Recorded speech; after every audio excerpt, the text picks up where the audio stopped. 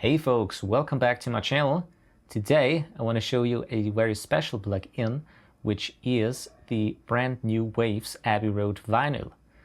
It's an emulation of a lacquer, or you can also select it as a print. You have different options for turntable cartridges and many other options, and we will go now quickly through them and how this plugin actually sounds. We're gonna check out also in two different tracks.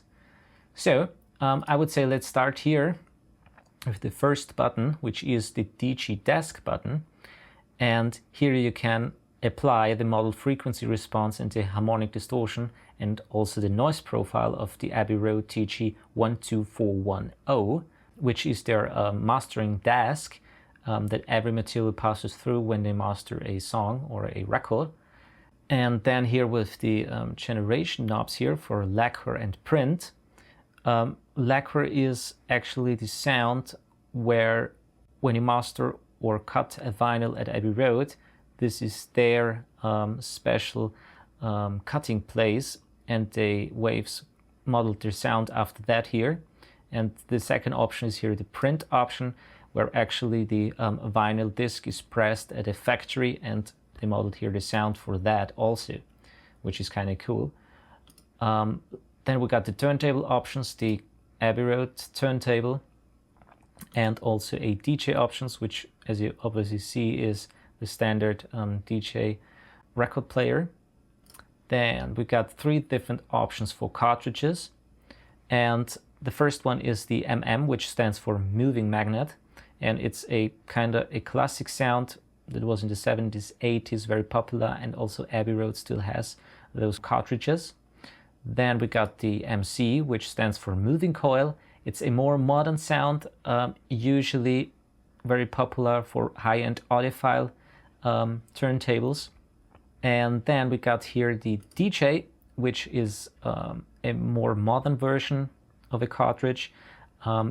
It's kind of a mid-range, pricey cartridge in turntables, and it's a moving magnet cartridge used by many different DJs nowadays, and they model kind of the sound of that. And let's move now here to those four different options here: the noise, the crackle, density, and clicks. And when you think, for example, of older records that have kind of the crackles and noise in, they usually are caused by dust or by scratches. So you can model that here with the noise, the crackle, density, and the clicks. We'll have a look later on that. Then here we have the input section, input control knob, and also a drive knob where you can overdrive the input signal. Then the meters, can input and output. Then we got the output knob, and here also a monitoring section for left, right, mono, and stereo, which is very handy sometimes. And then we go here to the wow and flutter options. You can set the rate and the depth. Usually the wow rate determines the rate of the frequency modulation, and the flutter rate is the rate of the amplitude modulation. And you can increase or can also turn it completely off if you don't like that at all. It's kind of the same like on tape machines. Then we got here a slowdown option where you can set the length, and once you press the stop button, it slows down the whole record determined on the length. You can also set it, for example, to bars if you liked it a little bit more. I think it might go up to 30 seconds. Yep, 30 seconds is the longest here. And with the auto resume button here, once you press it and you press stop, once the slowdown is finished for the determined length, it auto resumes to the normal speed. Can be very handy or very useful, for example, on transitions or kind of if a stop effect that you want to do. And then here we have the tone arm. As you can see here on the upper screen, you can move the tone arm a little bit in and out. And usually on record players, when the tone arm is moving inward, you get a little bit of a different high frequency response and also harmonic distortion. So we're gonna have a look at that later on too, how that sounds. And here we have a section that is called phase distortion. and it's the amount of distortion of the phase that it's added to the frequency range, so the whole range. You can also set it here with the modulator with a high cut and a low cut, so with a low pass and a high pass filter. And these controls actually shape the character of the phase distortion by determining which frequencies of the signal will be removed from the overall bandwidth of the phase modulation. And I think this can be a really, really cool effect, and we're also gonna look at that later on. So I would say now that we're gonna have a look at a track here where you can actually hear how the plugin sounds. I'm gonna go through all the different options, and then I have also a track of a classic singer-songwriter that I kind of modeled here, a old vinyl record, so you can also hear how that might sound to your material. All right, so now first track here is the red one, kind of a drum, bass and synth track, so electronic track. Let's listen to that without, and then I'm gonna engage it, and I'm gonna fiddle it around a little bit with all the different options.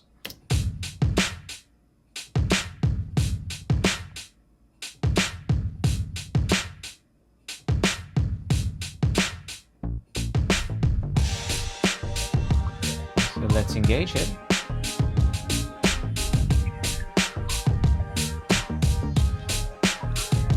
Without the desk.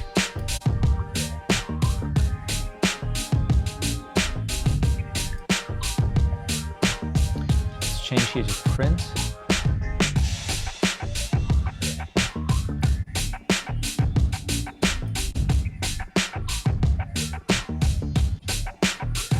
Turntable.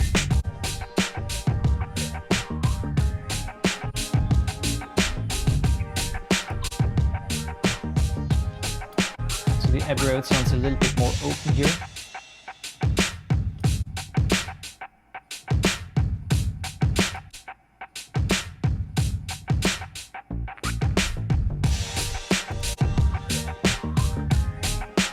Let's bring in some noise.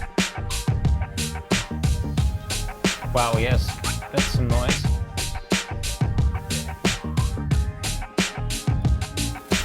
Crackle. You have dust on the record.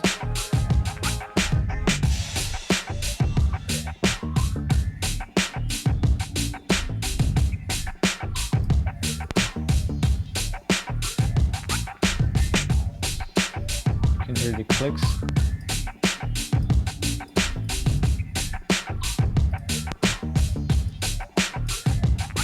Let's bring that back. Let's drive the input section a little bit.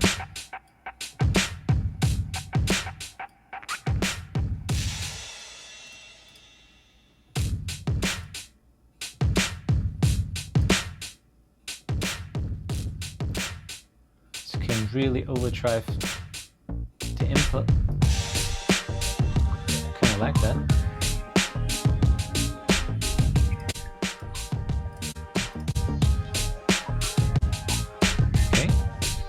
Let's go to the wow and flutter here.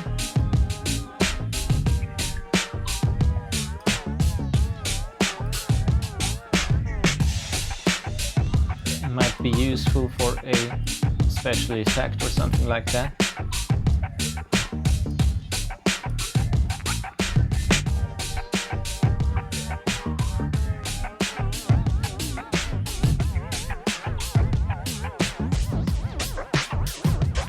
That's kind of spacey.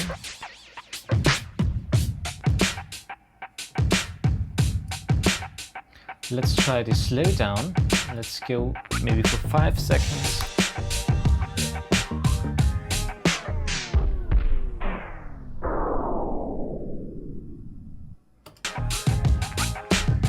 Let's test the auto resume, maybe with 3 seconds.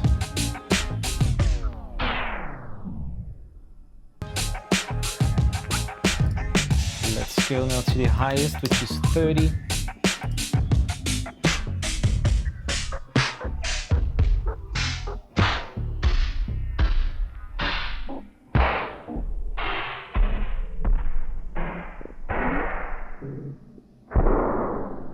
Now that's fun. Let's check out the tone arm.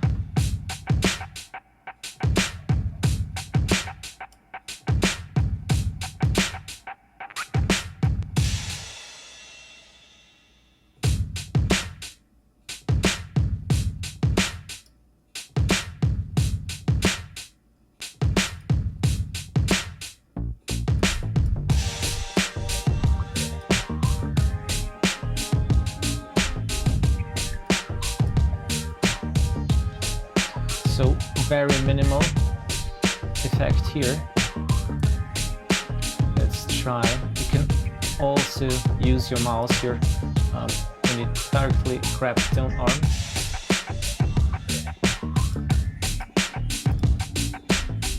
And let's do a little bit here of distortion of the face. Wow.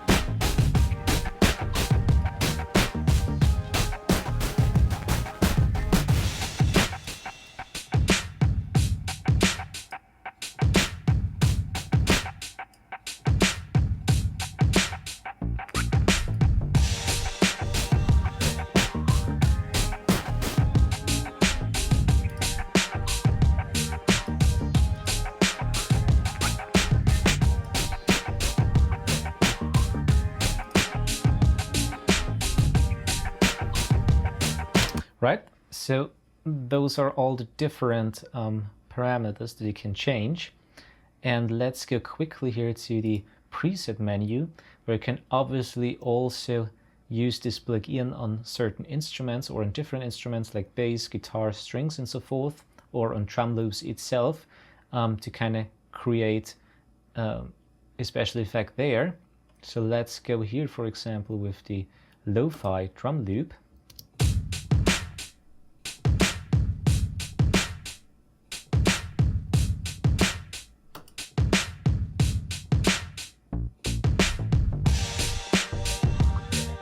With crunch,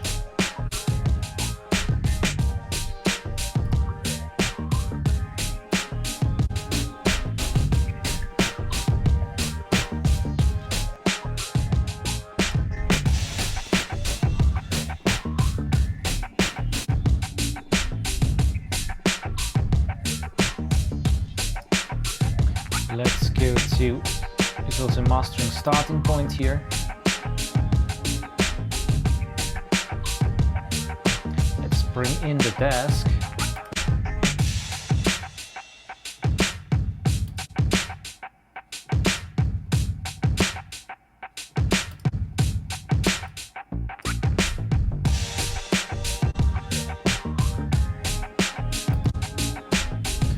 I really like the sound of the DJ desk. Sounds very nice.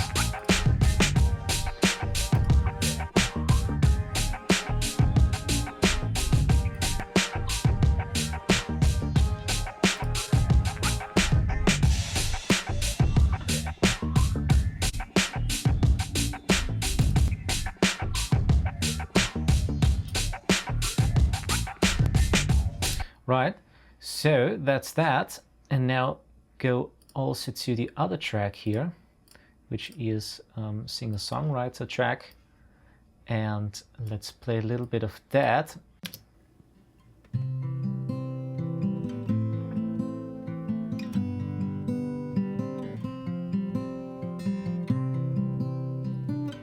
So that's the intro. I told you it was much better so. Queen of ice, slow down hard, thought in stone. Right, and what I did here is I kind of tried to emulate a little bit of a older record with some noise and also crackles. I used here the print option, used the Abbey turntable with the classic, the 80s cartridge, used also a little bit of drive and a little bit of phase distortion and very minimum wow rate. And let's listen to that. Just reflections of a place called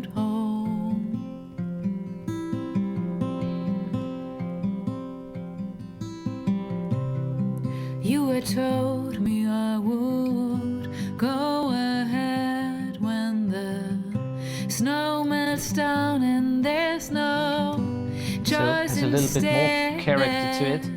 You can also hear when you have headphones on, the noise and the crackles. Hear this whisper that I own this land. I own this land. So, summing up, I think it's a very interesting plugin. You can make different crazy effects with that. Or when you want to have a record sound like a old vinyl record, you can make that or do that with that. So, great plugin. Thumbs up for the Waves Abbey Road plugin. It's available now on the Waves website. And as always, thanks for watching and see you in the next video.